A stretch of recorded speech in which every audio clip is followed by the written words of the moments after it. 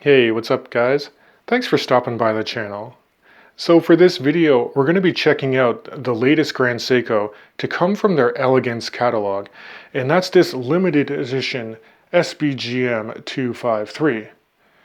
Now, this watch is also meant to celebrate the 25th anniversary of Grand Seiko releasing the mechanical 9S caliber. And on top of that, it has a gorgeous sunray blue dial, and that's meant to evoke the clear blue sky that can be seen at the top of Mount Iwate.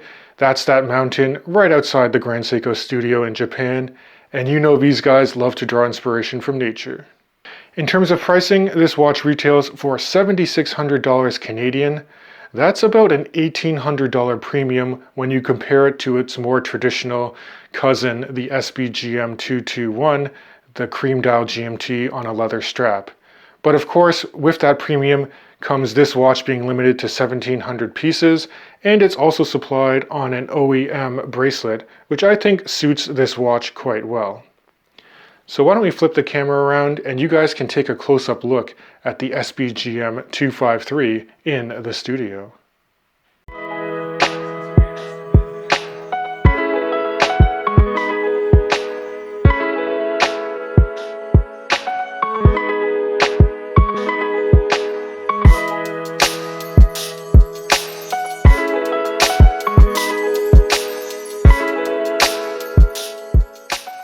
So now that we're in the studio, we can take a closer look at this Grand Seiko SBGM 253. But before getting the watch in hand, can we actually give Grand Seiko a round of applause for updating their packaging to include this nice travel watch pouch? So if you were actually to travel, because this is a GMT after all, you could actually throw it in this pouch and keep it secure. So I do appreciate them making this update to their packaging materials. Okay, so now with this watch in hand, you could just really see how dynamic this sky blue dial is. In certain conditions, in my direct studio lights, it almost looks white, but then in other angles, it looks like a deep, dark ice blue color.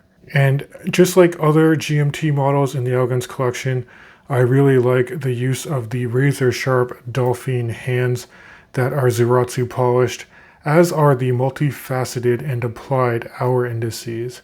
Now this watch doesn't have any lume because it is considered more of a dress piece, but you can see it's actually quite legible even in low lighting situations.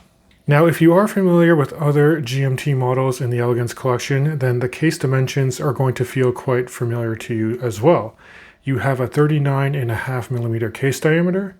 If you flip the watch to the side, between my thumbs, I measure the lug-to-lug distance at 46.2 millimeters, but if you include the fixed male end links of this OEM bracelet, it extends it by a couple millimeters on each side. In terms of overall thickness, I measure 14.1 millimeters from the bottom of the case back that does have a display sapphire window for the movement, and then to the top of this beautifully boxed sapphire crystal that gives you some gorgeous viewing angles of this dial. Now, you do have to account for the fact that this box sapphire does add about 1 millimeter in thickness, so it doesn't wear overly thick in my humble opinion. And you still have this uneven 19mm lug opening, which I'm not a huge fan of, but the OEM bracelet is nicely engineered and finished very well. You have some nice polished reliefs on the center link and the flanks of the links themselves, which are held in place by slot screws on either side. And there's only a very minor taper to this bracelet. It's 19mm at the head of the watch, and then 18mm before you get to the GS signed clasp, which is their fairly standard clasp that has twin trigger to release the milled out swing arm section here. Unfortunately, nothing in the way of micro adjustments, although they do give you half links to the bracelet itself. So here's a quick in-studio wrist shot, just to show you how this GMT would wear on a 7.5-inch wrist. That's 19 centimeters in circumference if you use the metric system. And I will say that I actually have all the links on for this particular bracelet. So if your wrist size is about 20 centimeters in circumference, you might need to order some extra links. But with the links, when you include it with the head of the watch, the weight is a nice and healthy 149 grams, so you do get some wrist presence on the OEM bracelet. And if you do want to lighten the load a little, you can of course swap this out for a 19mm strap.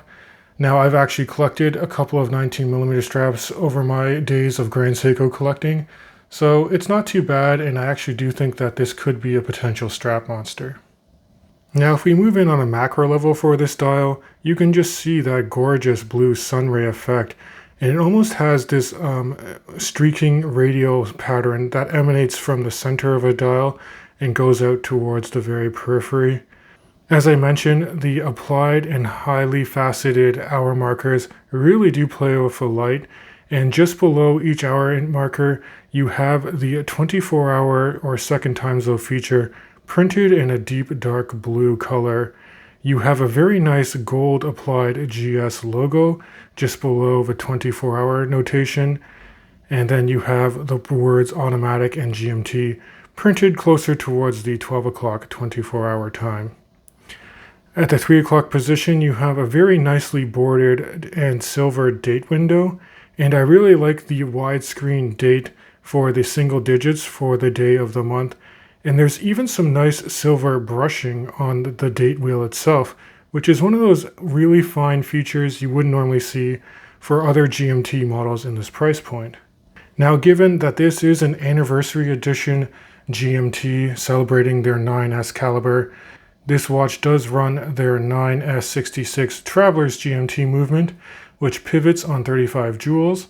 It does have a nice 3-day power reserve, beats away at 4 Hertz, and they actually regulate this watch in 6 positions with a deviation of no more than +5 to -3 seconds per day. In reality, this watch has only been gaining 1 or 2 seconds per day in my hands, which is absolutely amazing. And of course, if you actually flip the watch over, you can see the movement through the display sapphire caseback that's here. And it's very similar to other GMTs in the Elegance catalog, with the exception of the blue rotor. This is a titanium oscillating weight that has the GS lion logo that's there. So it's kind of a neat touch. And the movement itself is finished fairly well, although it's not the best looking finishing I've seen on a movement in this price segment. Now the GMT function can be operated through this nicely oversized and signed GS crown. Unfortunately, it's not screwed down, and this watch is only rated to 30 meters of water resistance, so it's really just splash resistant. But in the neutral position, you can manually wind the movement to top up the power reserve.